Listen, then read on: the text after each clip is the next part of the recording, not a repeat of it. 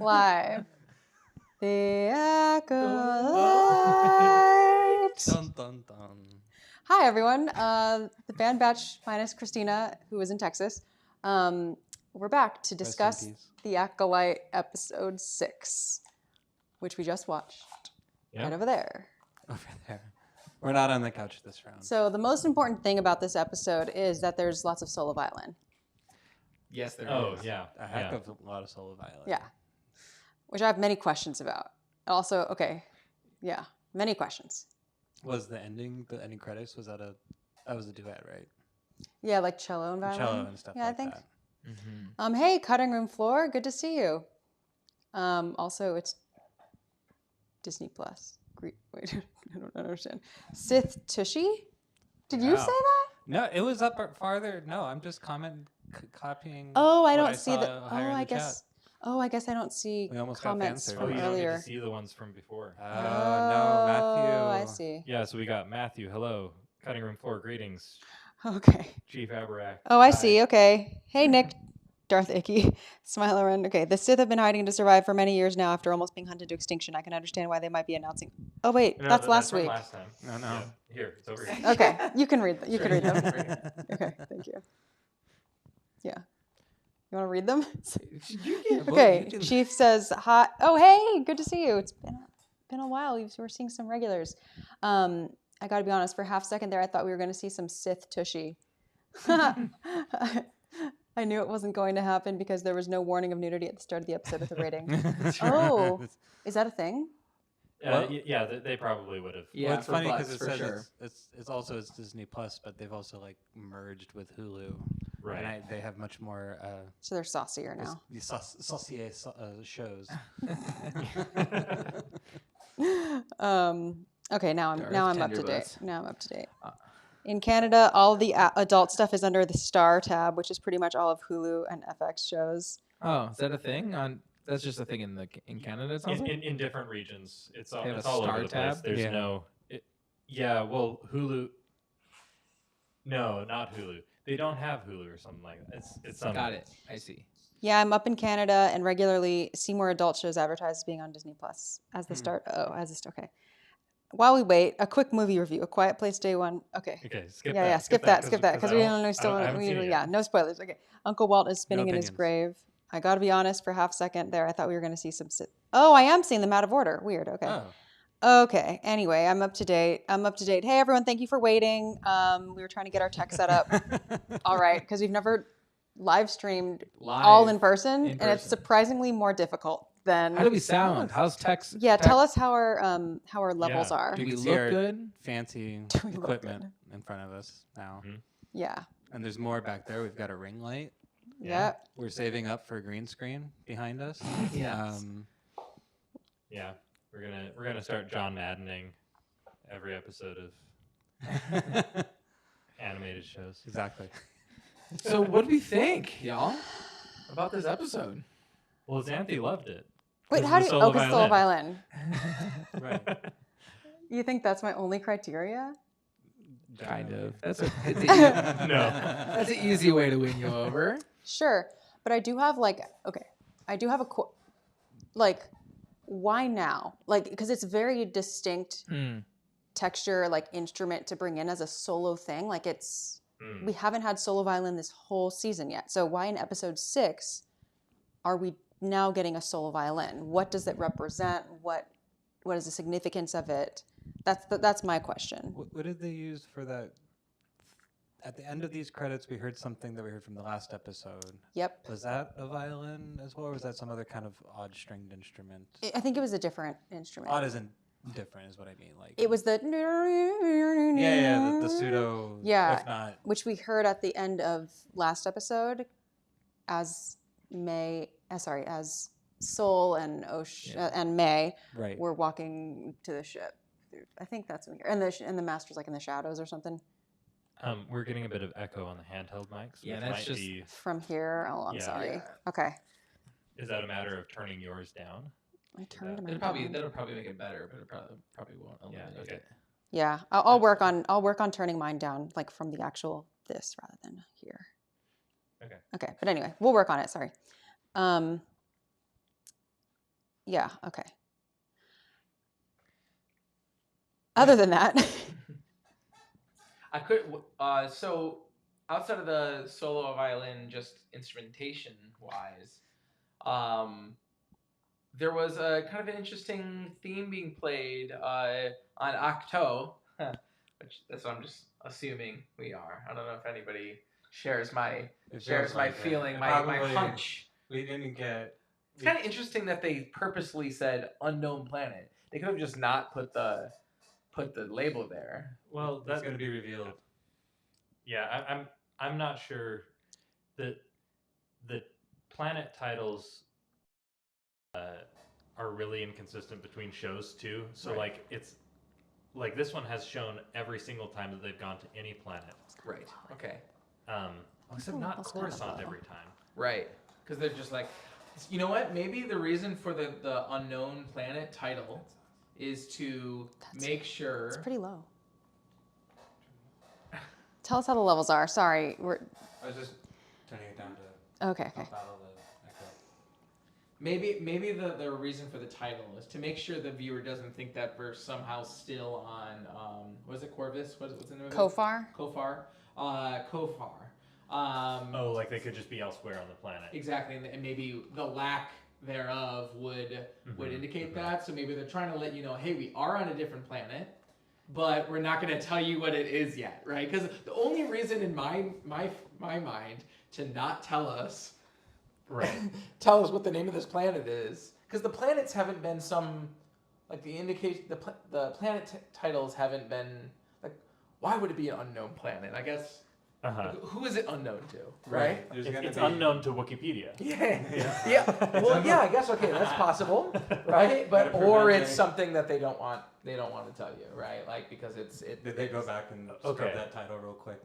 Okay, so then that raises the most important mystery of this episode. If we are assuming that it's Octo, the thing that I want to know is if those little creatures were a like pupil stage of the siren. Yeah. Right. Because I definitely clocked them as having similar snoots, or schnozzes, if you will. Yeah. But they also they were porgish in demeanor, right? They're small. Right. And Also, size. for something the size of a Thalassian siren, I would not expect there to be that many babies, unless it's just they don't live for very long. Like kind of full grown. Yeah, it looked like two of them were adults. And they weren't quite primitive porgs. Maybe those are the males. Perhaps. Maybe those are the male But sea maybe sirens. the reason we didn't see any porgs is that Oh later my God. on there's a giant porg infestation that happens out. Oh, Wipes yeah. out the They're little like an ones and they have invasive to- species. Exactly. Yeah. But Matthew Pod says, however, the lack of porgs and some other little aliens suggests it's not that planet. I might argue that putting porgs immediately would tell you exactly where we are. Right. And maybe they're trying to keep it a secret. And I would maybe the also porgs say- weren't an invasive species yet. Yeah. Yeah, and I would also say, I would also add that there are no porgs in The Force Awakens.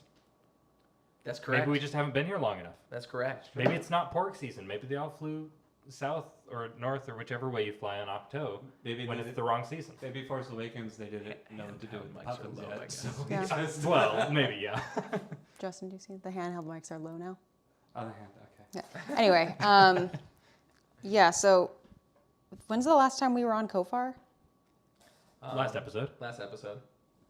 Us personally? It's been a few weeks. Kofar is the planet with Kelnaka, the Wookiee Jedi. Yes, So the past 2 episodes we've been there.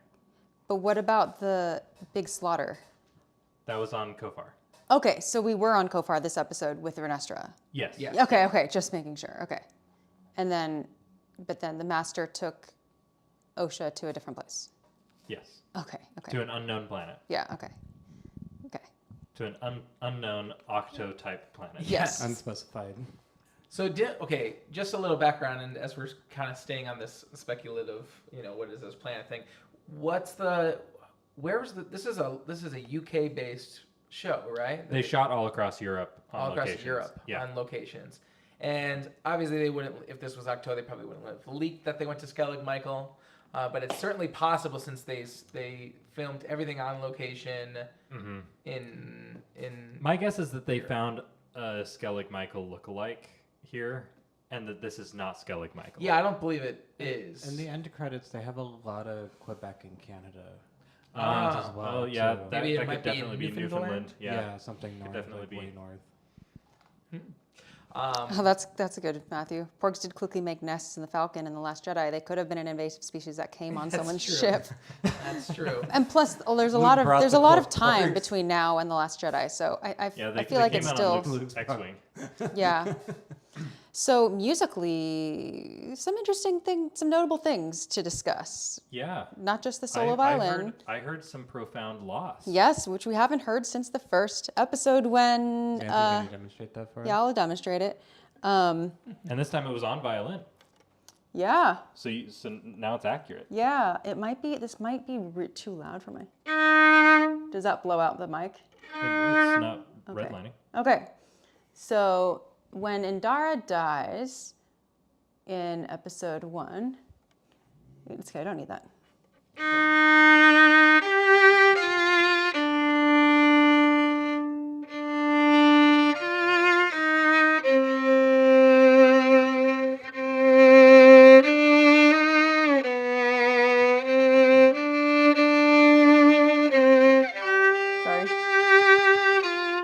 Except it's French horn before. But this is where it is. It's in a different key than that. Oh, no, it's not. Play the first 4 notes of that one more time. Ahsoka theme? Oh. That's interesting. I mean, it's sorry, Ahsoka theme is what I just said, but it's purely coincidental. Yeah. But it is. Because also that's like all of Ahsoka's theme. Right. That's funny though. Yeah. Actually, it's the second half of Ahsoka's theme. How does it start? I can't even remember. I get it all mixed up with everything else. But that's interesting because this particular score for the show is like leaned very close to a lot of things, but not quite being Right. kind of thing. So does anyone remember the moment we hear that profound loss theme? I do. Where was that? And it was thematically appropriate, I think. It was when the stranger, the master, Chimere actually is how the actor pronounces it behind the scenes is Chimere, but I haven't heard anybody pronounce it that way in the show. It's a Han situation. When he's explaining that, when he's being held with a lightsaber to his throat by Osha, and is it describing his loss of his profound loss at the hands of the Jedi. Yeah, and which is evoking her sense of profound loss. Right. I thought they were gonna kiss. And it's her profound loss at not taking advantage of the fact that he was just naked like a couple minutes ago too. So Yeah, it's interesting. Well, there are tax credits for the visual effects houses. Nothing was shot in Canada. Right. Thanks for clarifying. Yeah, okay. The dynamic, it was reminding me of Kylo Ray. And did you notice? I mean, it can't be on accident that what she's wearing looks very, very similar to, or not May, but Osha, I guess, to Rey in The Last Jedi. She's got these like arm sleeves. The She's got a hood. Right, She's wearing a grayish. Like it cannot be on accident. That's why as soon as I saw the planet and then she walks out wearing that outfit, I'm like, this is telegraphing Last Jedi to me over and over and over again. So and Chimere is preying on Osha in kind of in a similar way, which is sort of on you've been you've been abandoned, like sort of weird crackly helmet, making her question the relationships in her life. You gotta show off that hot Sith bod. Sith. That's how you seduce to the dark side. Did you see her quick look down? Oh yeah, a couple times. No, we saw you look while we were watching it. We all got a little excited in that scene. Yeah. So some really, really cool developments between those two characters, and kind of plays out in an interesting way with the score as well. I like the sensory deprivation helmet. Yeah, right? well, the second thing, his mention of the phrase "only what you take with you," is I'm hoping that next episode we get some force cave visions, which is my favorite thing in Star Wars. Me too. And that's kind of where when he first was actually going to jump into that water, before they showed us what he was in it, I almost thought he was going into that kind of water pit area that Rey was in the Last Jedi. Oh, yeah. Because in my back of my mind, I'm like, we are definitely 100% no doubt on Octo right now. But it's just called the Waters of Mandalore. Yeah. Okay. It was reminding me of the Waters of Mandalore too. Water, did you notice like the little hot tub that they had going on in there? I kind of thought maybe that was like a natural back to tank kind of a thing. You know what I mean? It'd be kind of like a hot springs, but it's back to hot springs. Yeah, they've got to be back to hot springs. That would be. They have to be. They like really bring you back to life, you know. Yeah. But so I did think the helmet revelation that he's fighting completely blind in that makes it makes the Jedi look even worse than they'd already did last episode. And it also I let out an audible whoa, like you just did that. You just did 1v what was it, 6 or something like that? A bunch of them, like completely blind. I mean, it kind of shows. I mean, this is again coming from someone who hasn't read any of the High Republic books. It kind of shows like almost there being so many Jedi, not all of them are going to be up to the quality that you expect them to be. Rather or not, people still see them as these glorious things. Right. Yeah, they need to be trained to a certain level. But if we're in an era of peace, how often are we finding someone that can level 6 Jedi? Right, like they're that? rusty. They're rusty. Right. They haven't experienced this kind of battle. The fact that I feel like in the episode 5 that they even charged all together like that was a sign of like kind bravery. Of bravery or inexperience. Not knowing what to do. And we have this revelation that Chimere was a Jedi in this episode as well. Yeah, but a long time ago. So has he done some of that life enhancing? Or maybe he was just like when he was a baby. Maybe he was like actually at the proper age to be taken. Right. So you think when he said no, it was a long time ago, he meant like 20 years. Yeah. Well, and 20, maybe 30 years. He lost his temper and got sliced in the back when he was 8 or 9 years old. That could work. I got the sense that he meant like 100 years. Oh, really? I didn't get that. I mean, okay. He sounds like that's what he's saying, but I don't think that's what he's saying. Okay. It's kind of like I agree, but I don't think that's... It's kind of like Ben Kenobi being like, Obi-Wan Kenobi? Now that's a name I haven't heard in a long... You mean like maybe a year or 2 ago, Ben? Like... I don't remember owning a droid. Okay, so you didn't technically own it. Yeah, really interesting developments on Chimere's character. He's easily the most interesting character in the show, in my opinion. I was going to say that's what's...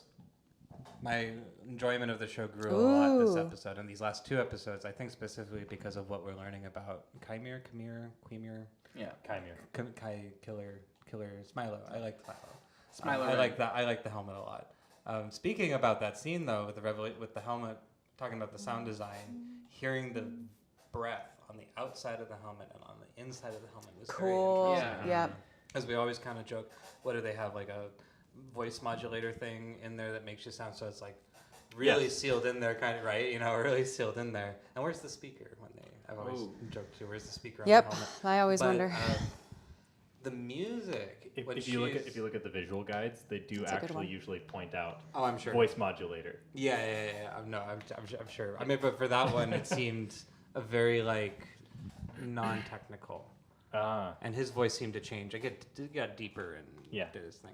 But the music in that part was very interesting too. When she's approaching it, we're hearing these very metallic and different kinds of metallics. There's something I kind of joked it was gamelan sounding. Yeah. Which part? The sound, the soundtrack during the... that was cool. And there were some really interesting resonating things. What it sounded like to me, different types of metallic reverb. So like in we know reverb, reverberation, so the sound of a space, a room, my sound bouncing off a bunch of different walls coming back to our ears, and it makes it sound like we're in a cave or in a tile bathroom or something like that. It's a representation of space. Anyways, usually it's a physical thing, but there are types of reverbs that are unnatural that are sent through materials. Two that in particular, famous ones are a plate reverb and a spring reverb, where they actually use giant springs. Actually, you can use tiny springs too, or a metal sheet, send the signal through the material with a transducer type of speaker, and vibrate the material, and then record that as your reverb. Right. Which is, I think, pretty cool. We figured that one out. Spring reverbs are very classic from the 60s, 70s. Jamaican dub music is incredibly famous for using spring reverbs. Yeah. And plate reverbs was like all the rage, I feel like in the 80s. That makes and sense. Stuff like that, because it was big, unnatural, and you didn't have to go into a space to record that. You could just have the giant plate in the back of your studio. Anyways, explanation of what I'm hearing, it sounded like different plate and spring reverbs resonating as just that signal of sound to kind of go with the music. Was it like a cortosis vein? Yeah, I was trying to figure out what she was looking up at. It felt like that because they talk about the cortosis. She's got all these tinkling metal sounds, and when she's looking up the vein up the wall, there's like these very deep resonating plate and spring reverb sounds that are happening. Yeah. At least to my ears on a first listen kind of a thing. And then we got a little bit more of the gamelan-y and metallic-y kind of instruments playing. Huh. Yeah, so some cortosis. Direct cortosis representation happening. That's fun. That's really cool. This is sheet reverb. Plate reverb. Sorry, plate It's reverb. also like, we're in a forest, so let's hear wooden instruments. This is like, here's a metal thing. Let's hear metallics. Let's hear metallic stuff. Yeah, I mean, in my ears, it kind of almost sounded like a prepared piano. Yeah.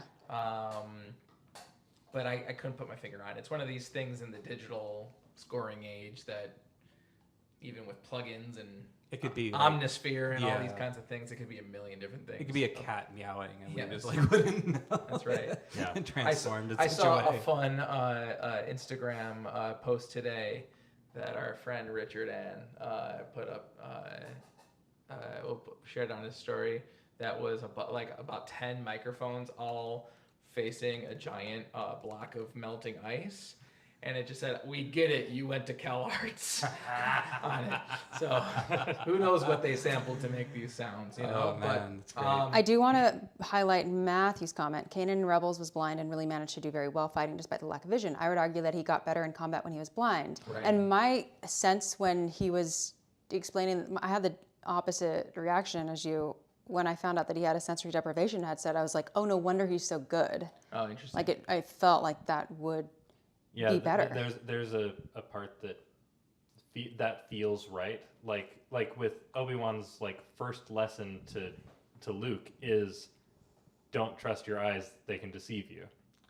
Well, with the blinds on, I can't see. How am I supposed to fight? Well, apparently very, very well. Yeah. And then cutting room floor. I wonder if the scars on Chimere's back were caused by a certain lightsaber whip. And I think that would be really cool That's if interesting.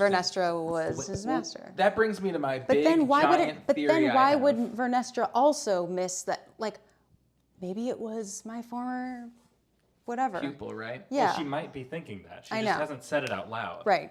Yeah, that's true. Right. That's true. But like, And She's if being that shady. were true, she She's- would not say it out loud first thing. True, to but it's- suggest to everybody. true, but it's Giving Yeah. Soul, episode 1, where like she's like, it's OSHA, and it's like, there's someone else it could be. You just don't want to. Yeah, it's really giving Face shady that. for sure.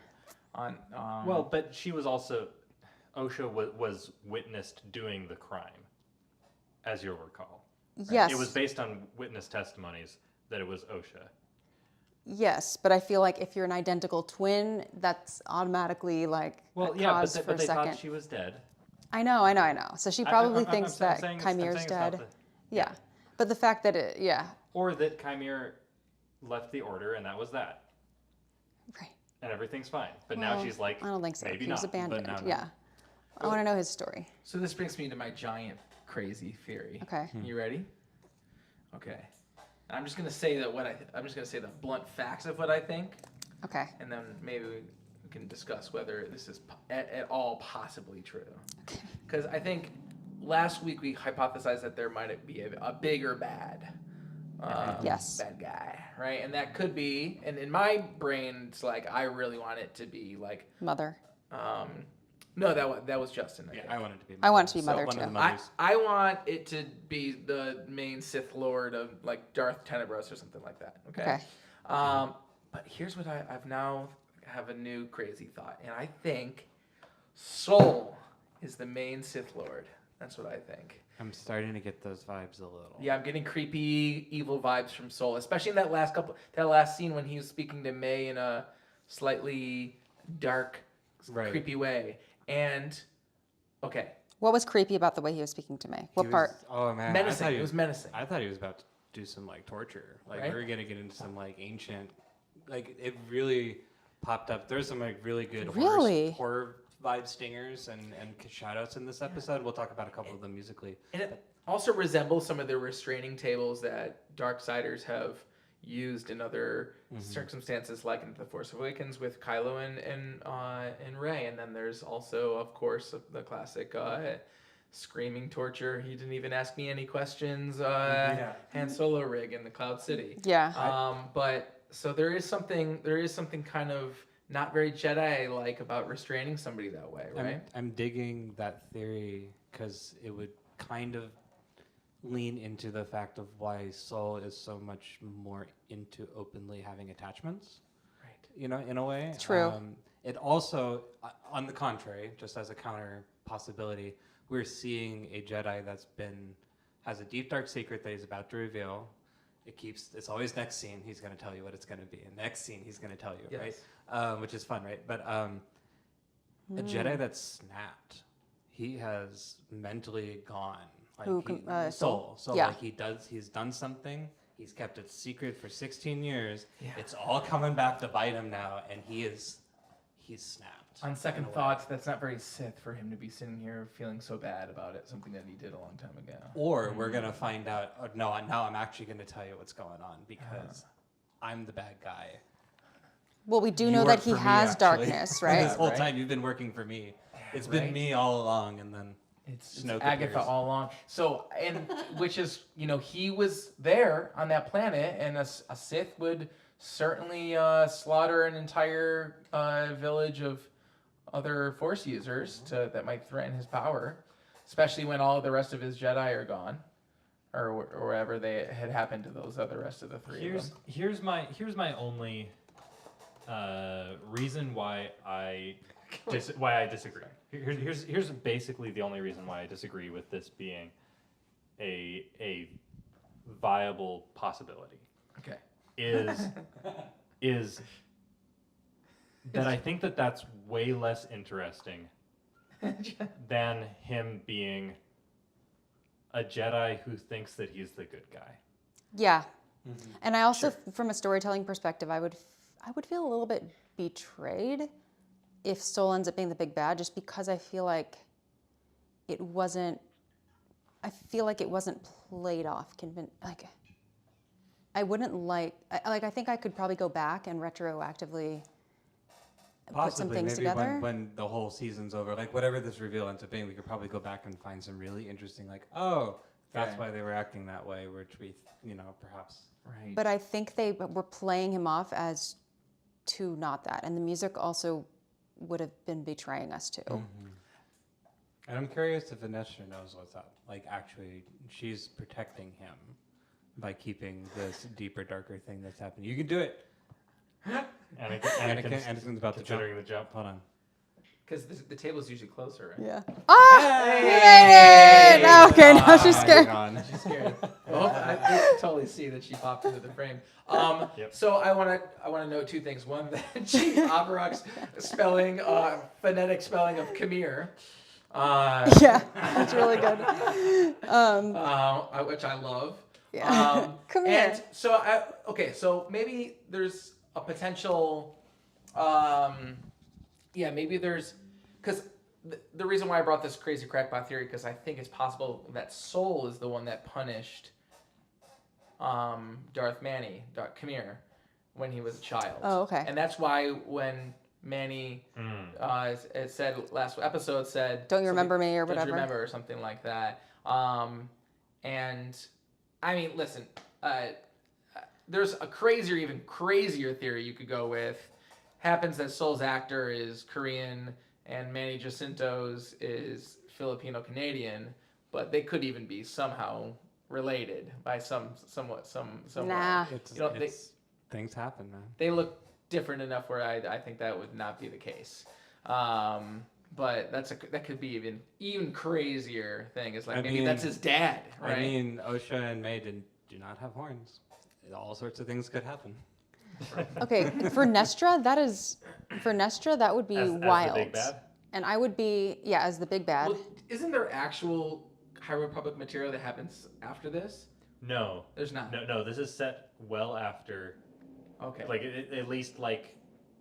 I know from the stuff that I've read it is way after that, but there's nothing that's happened after the show with Vernestra? Correct. Okay. No. So this is... So, like, if Vernestra were big bad or something, or even if Vernestra were Chimere's former master, I would be interested in reading about that in the High Republic books. Like, that's something I want in book form. Sometimes when I see something on screen, on usually in a show or something, I think that it would be best supplemented by book material, not necessarily more show material.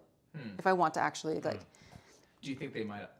The show might be the end of Venestra? Do you think they might kill her in the show? I mean, that would be kind of a betrayal to a lot of book readers. Or to not have the end of her story be in maybe not kill her, but let's entertain the conspiracy that she is the big bad of some kind. At the end of the season, she reveals that, runs, and leaves us for a cliffhanger for season 2. Well, okay. Here's my read. Don't like that. I think that Vernestra may be the big bad in that this show's enemy is institutional power. Bureaucracy. Right. Yeah. The thing is that the real bad was the Vernestra even now is among the antagonists of the show, I would argue. Yeah, she is. You know what she's reminding of? She's reminding of that person in The Mandalorian. What's his name? I forgot what his name is. The New Republic officer who's like more conservative than the other ones. The one that's annoying. Oh yes. Is it in the most recent season? Yeah. Yeah. Unfortunately, I've blocked a lot of that season now. Same. I think I know what you're talking about, but I don't remember. Okay. So. Well, someone will remember. But wait, we never did Chief's comment, which was Chimere would have to be hiding his... No, sorry. I get the feeling that Chimere could be a twin who was rejected by his twin, and that's why he's obsessed with the power of 2. It's actually really interesting that he said power of 2 and not rule of 2.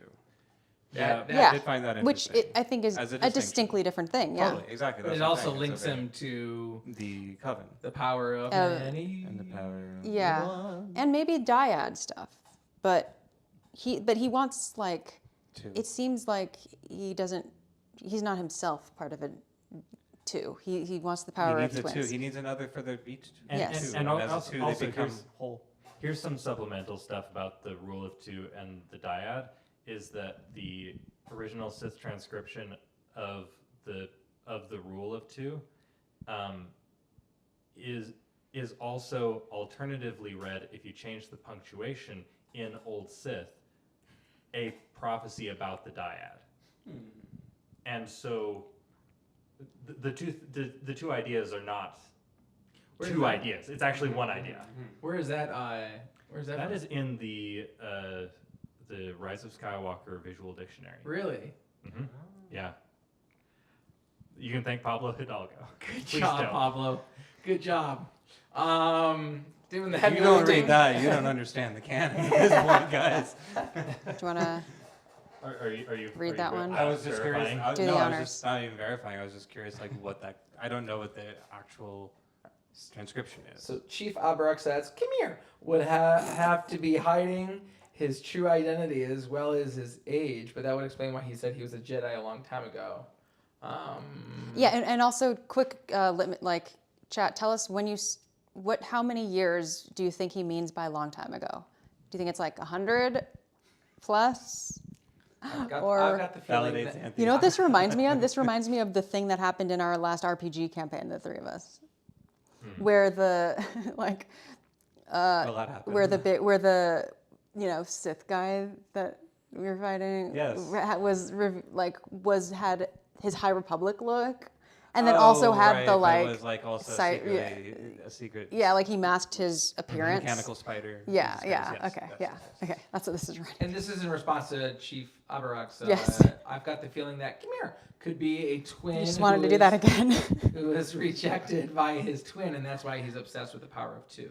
So, he's a twin rejected by his twin. If there is a twin. And that's why he's obsessed with the power of two. Rejected by his twin. The whole reason behind High Republic is that books and comics could do their own thing and tell big stories without having to work around what is happening in TV and movies. That is true. That is true. But I foresee that being increasingly not the case as they want to tap it more into. Yeah.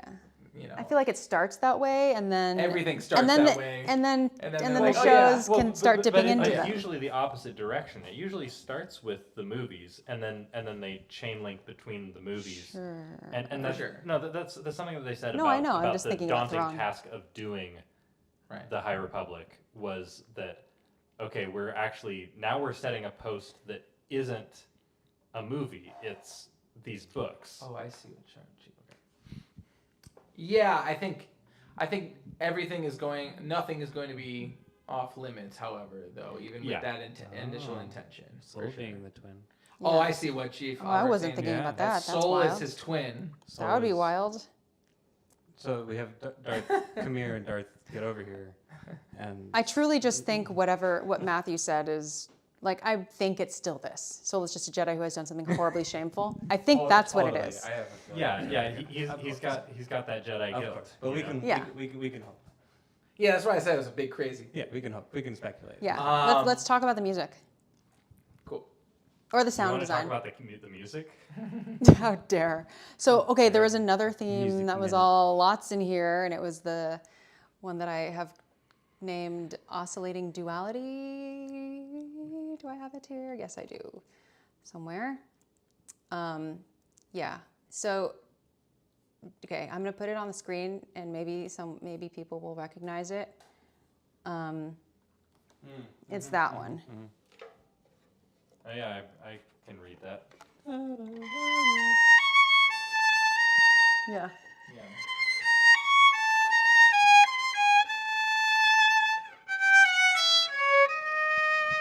But it's like, two lines of strings happening at the same time. But sometimes they would just use just those four notes and kind of totally. It a few times. Dee, dee, dee, dee. And if people want to do a timestamp check, like that would be at like 5:20, 6 at 6. It was a lot, honestly. The only theme I feel like I heard more was maybe the Acolyte hint, but then also Basil, all over the place. Yeah, Basil. Well, let's give props where props are due. Justin, you were 100%. Basil sniffed. We got Justin really sniffed that one out. Took his damn time, he did, but we had to really jury's make out sure. on whether I have to say that the tattoo helped me remember who I was looking at when they cut to OSHA this I was kind episode. of I'm still in just personally a little disbelief that it took that long for either Soul or Basil to figure that one out. Just me personally. Although they did throw in that little, how did I not know it was him? And she's like, well, if you want to see something the way you really want to, it'll cloud your mind. She's kind of explaining why you clearly don't know it's me. Right. So they threw that in there, which was nice. But and she's also explaining the Sith technique. Totally. Which is to him. I wonder if that made him go, oh, wait a minute. Just a little bit there, kind of a thing. I'm also Basil took his sweet ass time, and you could have just done, and just went after him immediately. But Basil's music was very fun. It is fun. That classic pizzicato, sneaky around, goofy, but yeah, and it serves the purpose. It serves the same function as like the Jawas music, or like the droids music, or Jar Jar's. Jar Jar's music. Yeah. Yeah. Fun little Mixolydian stuff going on there. Do you want to explain that further? Oh, just the scale they were using was a major scale with a flat and 7th note. Da, da, da, da, da, da, da. Yeah, which is often playful sounding. For instance, Grogu's music is in Mixolydian. The one from the 2nd season. How does that go? It's the I can't sing off the top of my head, but it's the one that's it's the one where he's like eating all the spider eggs in that scene in that 2nd episode or whatever, 3rd episode. I can't even sing it. I just know it's the swirling sounds of Grogu. Okay. I just remembered another theme, which is the Godzilla E1. Yeah. Do you want the to previous episode? Yeah. Do you want to go over? Want to review what that was? Yeah. Okay. It was that one. Do you want to play it? I will. I'll play it on keyboard so I can go lower. I don't know if you're. Okay. I think that you can get the feel of it better on violin. All right. Even. Imagine this way lower.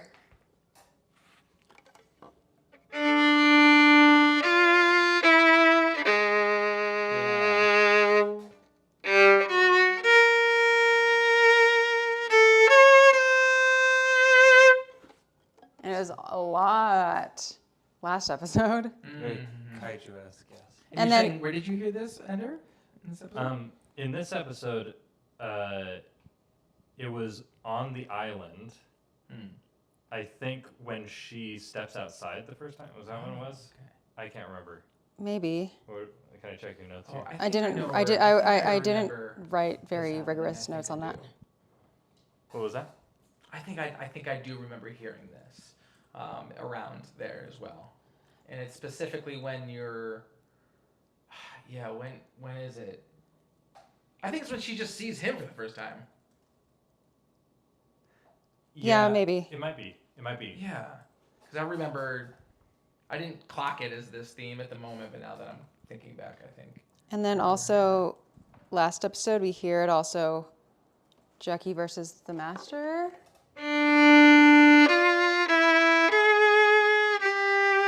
At least the beginning. And then it's something else. But the beginning of it, those are the first 4 notes of Anthem of Evil, or the Psalm of the Sith, A motif. In The Last Jedi. Sorry, in The Rise of Skywalker. Cool. Okay, someone is mentioning Godzilla -1. Power of -1. Yeah. Power of minus many. And there is definitely... all the Godzilla. I am... Oh, what if Ray said that? What if that was the end of Rise of Skywalker? He's like, I am all the Sith. And she was like, and I am all... the kaiju. The kaiju. And then she got all the... And it was all of the... you know how she hears all the quotes from the Jedi? But instead of the quotes, you just hear... all the... They didn't show his realization that she was May, so he could have known all along. I think he knew for far long, because he kept he kept hinting that the next thing he could have said may have been like, I should have known that you were May or something. But then he would pivot. It seemed like he was faking her out a lot. He was like, how could I not have sensed? And I thought he was going to say that you two switched or something. But then he said something else. And also the thing about Pip, I think that by the time he was talking about Pip, he knew. Yeah. Oh, yeah. Yep. I dare you. It could have been when talk he nicely to it. It could have been in that moment. And then changed colors. And then he smelled the burnt hair. That was a real, Yeah, red. he probably smelled burnt hair when he was Did she turn... Was the factory reset for Pip Sith mode? Because the buttons were red. Well, remember that happened on with Sith mode. His eyes that happened with Lola, right? That's right on Lola. In Obi-Wan Kenobi, as soon as the droid turns bad, it's with red eyes, right? Well, okay, but also that does mean that I think May murdered Pip, right? I mean, yes. As far as that goes, factory. She just strangled him in Is the there back any room. way to restore, or is this like a C-3PO Rise of Skywalker situation? If there's a backup, man. Oh yeah, I wonder if there's a way with a backup. Yeah, was it the same Pip body? It kind of seemed like she was just piecing whatever one fit kind of so the thing. way that it works is that the Pip unit is the top piece, and it has some tools in it. But then you can attach it to different modular bases that have different tools. So she was going through a stack of other tools. It's like a Ryobi. Right. No, that makes sense. That's what I'm saying. Like Yeah. you could attach it to different things. Right. Not nice to run. Yeah, yeah, I think you're right though, Andrew. Like she totally killed her droid. That sucks. You got a good laugh at it. But also Soul is this is early enough in the timeline of droids that Soul is like, it's pretty novel that you seem to love that droid, right? Right. Because droids just like that is interesting. Nobody loves throughout droids. this episode, throughout this show, they've been kind of mentioning little things about what you just said. If droids are kind of still a new-ish thing to the galaxy or to daily use or things like that. Right. It's more like that is something I wish that they would dive a little bit more into in the show so far, because it's always been just kind of like, oh, only droids do that now, or only this. Like we just haven't established for the live action things. For those that haven't read the books, that big change in lifestyle kind of a thing. That's a really interesting because we just kind of accepted that the Star Wars universe always had droids. Right. It was just a part of it. So to think of a time that droids were not as widespread in a galaxy where there's incredibly special, is really interesting to me. Mm-hmm. I liked the world building in episode 1 about the droid mech thing, and I feel we definitely haven't had much more of that since then. Right. We got some background as requested last week of like, you've told us that the galaxy maybe is critical of the Jedi in some way, shape, or form. You haven't really shown us that. We got a little bit of that.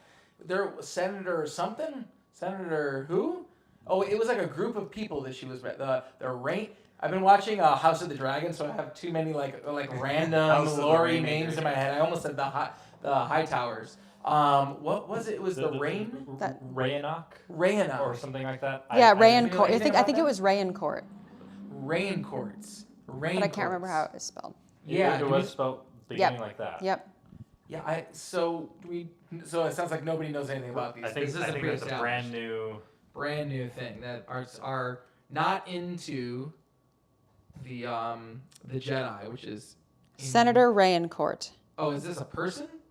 That's who's leading an investigation of an external review of the Jedi. Got it. Senator Rayancourt. Got it. Okay. So this is not a group of... And Venestra's like, no, we'll do our own internal investigation. Did she say that? No, but that's the position that she holds. Okay. Yeah. She's like, I wish that they would just let us do our own internal investigation. We investigated ourselves and found no wrongdoing. In fact, we deserve a raise. That's right. In fact, the Supreme Galactic Court has granted us immunity as long as it's an official act. Every single time. Anyway. Yes. Well, I mean, like the thing is that so when Soul was obviously about to torture and interrogate. Yes. Implied torture. Yeah. Well, no. I think he's about to. Yeah. The thing is that if you intentionally cause discomfort in order to obtain information from somebody, then that is by law torture. Yes. So By Star Wars as soon as he asks her a question, he is torturing her. It's gonna be yes. Yes. In the current situation. For sure. Okay. I get it. Yes. So, he's clearly about to do some sort of torture, and interrogation, and I think that he's completely within the bounds of the Jedi code to do so, and I think that's part of the problem. I think that like it was giving off like, oh, I guess I guess he probably considers himself allowed to do this. You know, he literally turned off the communications with Coruscant, zipped to a different location, and then tied her up. Yes. The thing is that's what you do when you know that like you're skirting. Right. You know, you have to orchestrate a situation where, well, technically. I mean, yeah, I don't know. I mean, I think he's operating under a certain level of desperation, and everything is, you know, nothing's coming up Millhouse right now. So he's, you know, everything is not awesome, yes. and he needs to just and I think take matters. Yeah, I don't know if I think he thinks he's technically has to do what he's about to do, like under the Jedi Code. I think he's probably pretty aware he's not following. Do you think that this is a passion of his that he's like Rayanne Court? I think he's past the point of no return to a certain extent. Not Rayanne Court. Okay. Soul. Soul doing torture. Yeah, I think he's past the point of a certain point of no return after losing. Define no return. Meaning that he's now deciding to stop he almost killed the pretense of being a passive Jedi Jedi. Code. Yeah, because he almost killed Chimera last time. Mm-hmm. And, you know, O'Shea had to remind him just to hold back.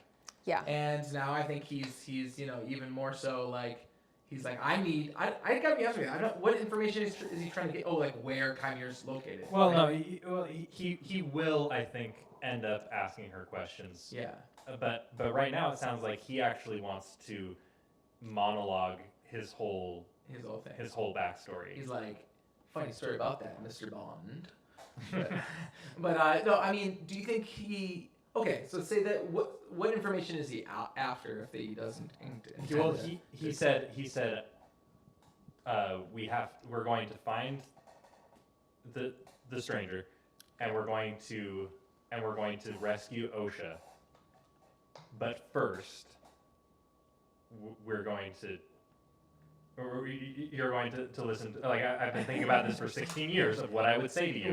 Yeah, I'm dying to know, honestly. And what if he breaks into song?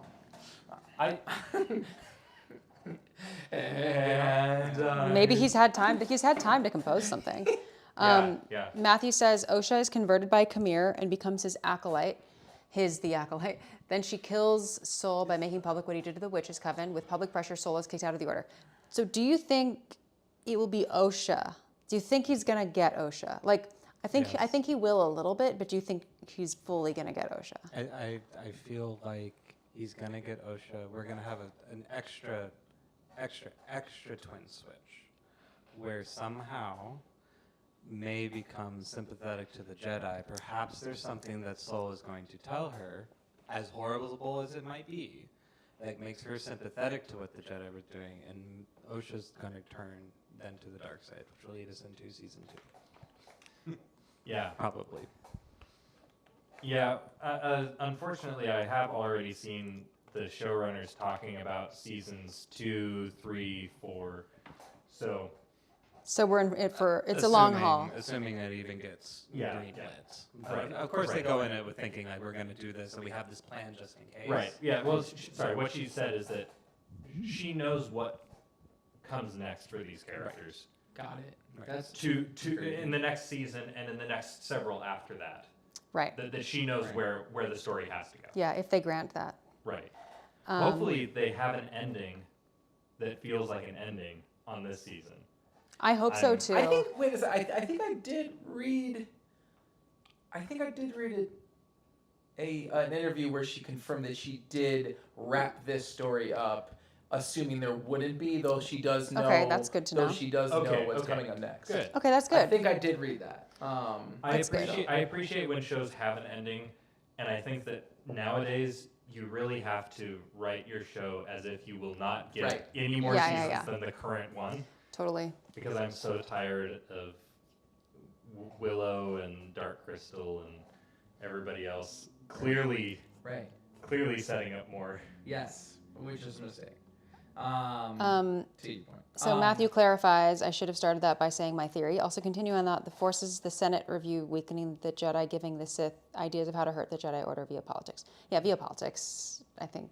Yeah. Yes. Acolyte the musical, K-pop Times. It's good to see you. Times? Yes. I'm. You know, if they're gonna do it, I hope they go all out with the musical. Just do a whole musical episode. Well, we were promised a musical for Visions, and they didn't really deliver. They just had a bunch. Wait. Is it in season 2? Season 1. Oh, okay. With the rock opera, but it wasn't a rock opera. It was just people making music in universe. Wait, did they promise a rock opera? Yeah, they called it a rock opera. We had a whole argument on screen about this whole thing. Did we? Okay. Yes. Yeah, absolutely. Remember? Bridge under the water. Wait, no, water. Fuck, whatever. Water under the bridge. Bridge under troubled waters. Waterman under the bridge. Speaking about, I don't even. I'll open my mouth to say something. I have no idea what I was even gonna say. Okay, so it's I was going to say, speaking about music and musicals and things like that. Once again, shouting out awesome horror music, tropey moments and stuff like that. At the very, very beginning, we have those beautiful string glissandos away from each other that I am definitely a stand for. The THX effect, but creepier, kind of a thing. And then, I'm telling you, I wish they would lean even more into this for this whole show, seeing as they keep touching on it. Jackie's body and the string stab right there, the cluster cloud chord that happens the moment we see Jackie's body on the ground. I didn't catch that. It was like a very it was almost very A24-ish creepy. Very extended and tension, dead body horror. No.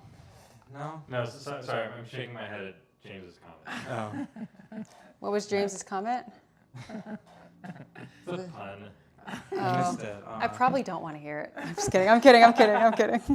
I do want to hear it, actually. He says, here. You can go ahead. He says, lots of string and brass swells to match how swole Khmer is. Oh, okay. Fun.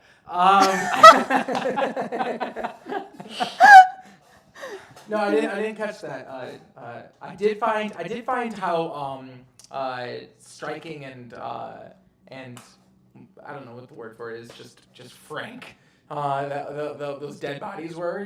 They didn't look like, they looked like kind of grotesque and shocking. I made a joke to ease my unease when they came on screen by saying, "Oh, look, we get to see Jackie again today." This episode, but quite honestly, it was upsetting to see them in that state. So I could see that environment being set even more in an unsettling way with the score there. But I didn't clock what was going on with the score in that moment. It was interesting to how they touch into these moments of leaning into these horror kind of music and even horror visuals, and I really almost wish that they would have done more of that in this show.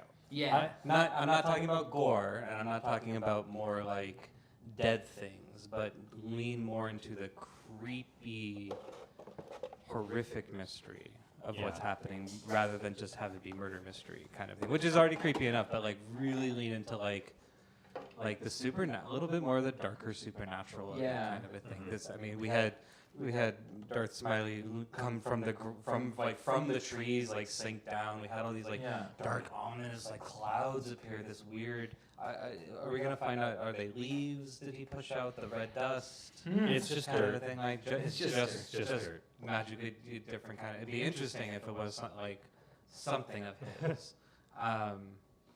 But I don't know. I feel like it would be even cooler. Yes. So just re-listening to the Jackie body reveal. There is it's not just strings by any means, but it's also I think brass and percussion. A stab's doo, and then there's string tremolo sul ponticello. So that is the strings doing a tremolo, but it's over the bridge.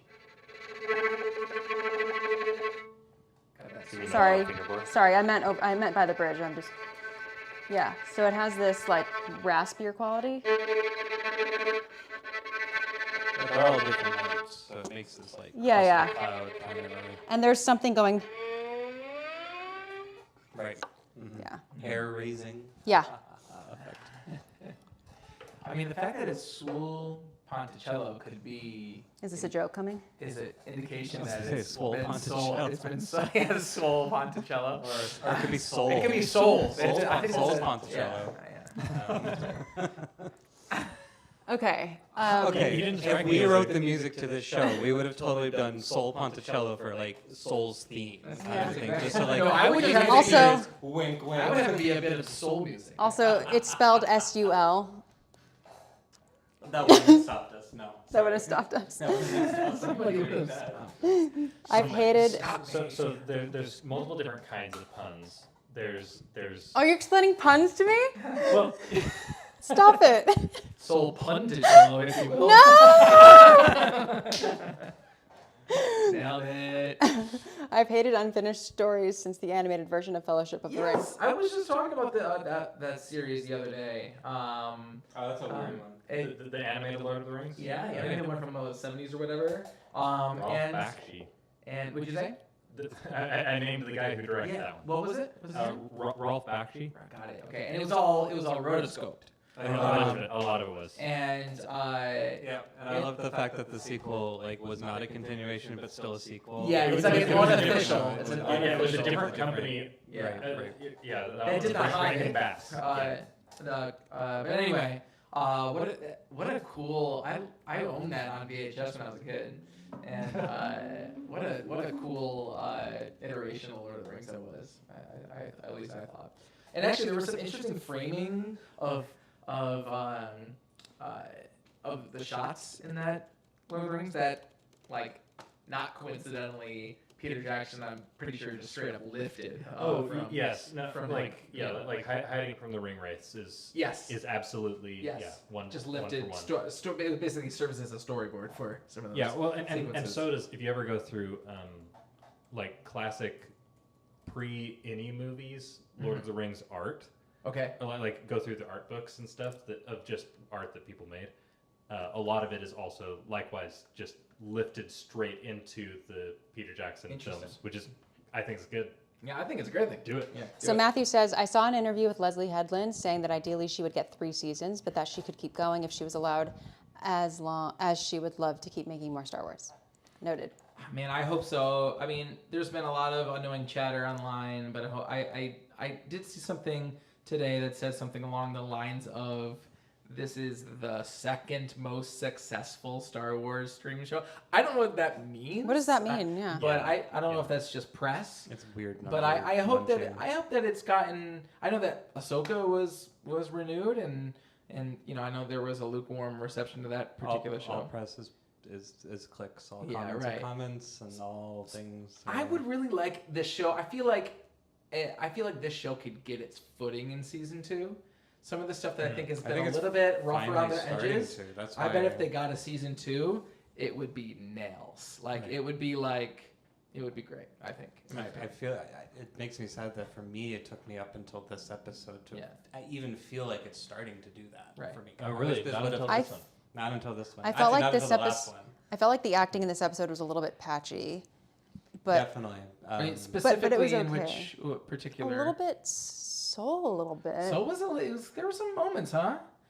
And I couldn't tell if. Do you think there was a little bit of reading and a little bit Vernestra being disingenuous? Do you think he was just his character was just being disingenuous and not? I'm not sure. But also Vernestra a little bit. There are definitely. I'm not. Yeah, but yeah, but. Yeah, this episode I think was good for getting us. And you hope it works out. But, I think this episode was good for she's great in other shows. I'm sure. I think it's good for getting us from connecting some dots. Point A, let's connect to the next thing, and that's good and fine. And I enjoyed the episode, especially the parts with the Master, with Kamir and Osha. Those are the most compelling to me. The rest of them were necessary and fine. I do like how it I like that energy, Andrew. Yeah. Thanks, Andrew. Everybody I always forget to say that. And everybody subscribe. Smash that we're at 660. We need 666 by the end of the thing. That's correct. By midnight, we need 666. We need to. That's an order. That is an order. 666. What they said. If we get to 1,000 subscribers James. by next week, I will come dressed as Darth Maul. As Chimera was in this episode. Take it off. Take it off. Which part? Yeah, which part? Yeah, just kidding. How about that cortosis? We talked a little bit about the helmet a little bit, but what does that indicate? If it's the cortosis coming down, it's like rooted in this island. Assuming it's Octo, there means there's something connected to the Force about cortosis. And maybe that would have helped Luke stay disconnected. What an interesting idea. Yeah. I'm not even lying. Maybe those huts are actually like they block out the Force. Maybe his is. Yeah. Also, though, we didn't see any of the native inhabitants of the island, and Well, sure, but we're also way down at the base of the island, which is not where they live. True. They live well above the tide line. That's true. 100-something years later, they do. Yes. Over 100 years. They haven't been to the other side of but the bottom. But also, doesn't Luke say that they've been guarding those structures for thousands of years? Yeah. They could be in their own cave systems. They could be all over the place. I just want to give the show props that even if Octo is not this planet, they're still seemingly connecting this pretty nice and firmly to the sequels in different ways. Yeah, they're not ashamed to. Yeah. Yeah, and it feels like it's intentional. It feels like this is trying to unify the 3 trilogies, which I really, really enjoy. There's a little bit of Ren in there. There's a little bit of prequel in there. There's a little bit of Anakin. Right? A little bit of Monica. Yeah. You know what's funny about that song? Okay, this is totally anecdotal, but when I was playing almost all day long, constantly, the Phantom Menace video game, which was like a game that basically followed the Phantom Menace and added little story beats in between. Did you know that Anakin and Qui-Gon actually had to go on random grocery runs to find different people on Tatooine in between what they were doing in the movie? Yeah. That's what the game was. It was awesome. But anyway, while I was watching that, my sister was listening to Lou Bega in that same room on repeat. So I have this weird association with a little bit of Monica with the Phantom Menace. I connect those because they both came out, I believe, in 1999 or 1990 or 2000 funny. Or something like that. That's pretty funny. Anyway, a little insight to that. Oh, careful! I'm covering your screen so that we don't get copyright striked for having. Oh, could you hear that? No, it's your screen is pointing toward the camera. Oh, sorry. It's probably. I can't tell what that is. That's really funny. That's not Star. I'd be so impressed if we got copies for struck for 200 pixels worth of stuff. The Mandalorian is now moved into movies, and Andor is ending with season 2. Disney Plus doesn't want to make too many Star Wars series, but they need to make some Star Wars to keep subscriptions moving. So that's a case. That's a point in favor of the Acolyte. Continuing. Ending. All right. No, of it continuing. He's saying that all the other shows are ending, so they're going to have something. Oh, I see. There's this and Skeleton Crew. I'll tell you what, if they make it again, I can't imagine they're going to allow it to be as expensive as it was this. Do you think a lot of it went to... A lot of people seem to be talking about how expensive it was, and I have not actually heard any hard numbers. 180 million. It was, $180 million. It's been pretty... Okay. Yeah. Which is quite a lot. Chief, a little bit of Anakin on my side. A little bit of Jar Jar in my... Was that an actual parody? What? No, did somebody make that? That was the Weird Al version. Okay. I think on that. True. Okay. No, it's not. Okay. Around that same time, obviously Weird Al did make a Star Wars parody. Yeah. I know that one. Sorry.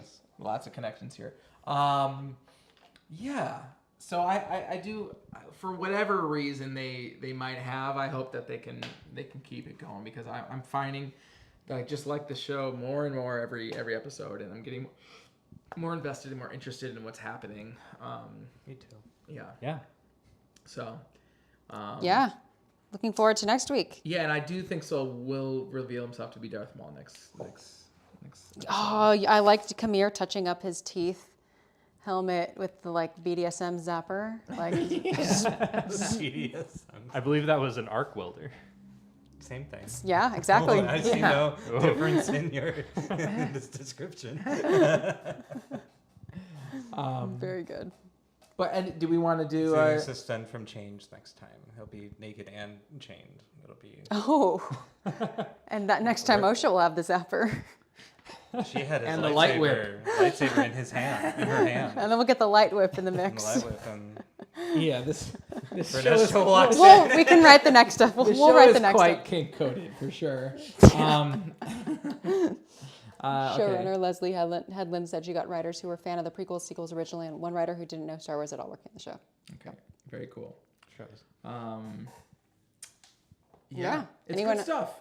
It's good stuff. I'm enjoying. I'm feeling optimistic. I'm enjoying, and I don't think it's perfect, but I think it deserves to have more than one season to like develop and stuff. Because also we could have said that about some other like I could have said that about Bad Batch season 1, which in retrospect compared to other shows was actually good.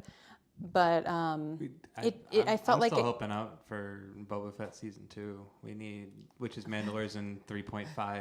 Like, you know, like it's gotta get that in between. I gotta know what happens with Fennec. Well, I mean, we got to know these characters. I would be what shocked. happened to Thundercat? Is Thundercat gonna appear?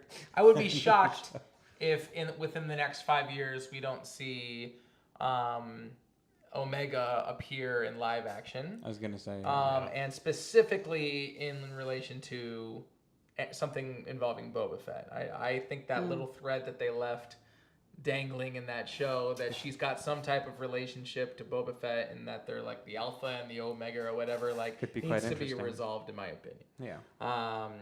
Yep. And so that's my yeah. So on that note. Yeah. So thanks everyone for joining. Would you all like if we streamed for the final 2 episodes? Do let us know. Finale. We should do a finale feast. Probably the finale at least. I'll make more bread. Yes. Yeah, we should go live. Okay. Okay. So James has decided. I'm saying we should. I think it's fun. I think that this particular poll, what do you call it? User, what's it called? What's it called? I don't know. The group of people that you are experimenting on. What is it? You call it what is it User called? base? User base. Selection bias. Yeah, I think we have a group of people that would be because they're here. They're here on a Tuesday night. Yeah, true. We need to make space for Christina, though. So we'll have to squeeze in a little bit more. That's okay, though. We can do that. All right. Well, good night, everyone. Good night. Sample size. Good. And everybody hit like before you go. Oh, yeah. Keep the streams going. Cool. And I'm going to remember to do my to do my like fancy end screens, because if you're a patron, then you join my Discord server. And yeah. The Acolyte. Still don't. Okay. Bye.